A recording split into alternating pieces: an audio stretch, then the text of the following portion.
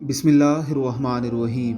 عورت کا مکر عظیم جبکہ شیطان کا مکر ضعیف ہے۔ کہا جاتا ہے کہ قرون وسطیٰ میں فرانس کے ایک قصبے میں عورتیں ایک قسم کا زہر ملا کر صبح کے وقت مرد کے کھانے میں ڈال دیتی تھی، اور جب وہ رات کو واپس آتا تو بیوی اسے زہر کا اثر زائل کرنے کے لیے تریاک دے دیتی، لیکن اگر وہ گھر واپس نہ آتا تو اسے تریاک ملنے میں بہت دیر ہو جاتی۔ اس لیے شوہر کو سر درد، متلی اور سانس لینے میں تکلیف ہوتی تھی۔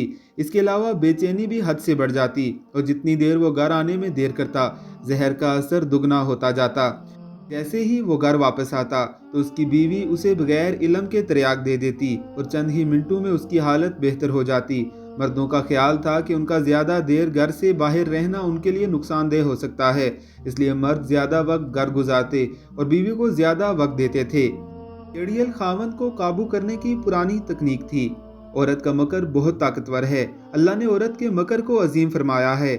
اِنَّ کَیْدَکُنَّ عظیم، تم عورتوں کا مکر بہت بڑا ہے، جبکہ شیطان کا مکر ضعیف اور کمزور فرمایا ہے۔ اِنَّ کَیْدَ الشَّیْطَانَ کَانَ ضَعِیفًا، بے شک شیطان کا مکر کمزور ہے۔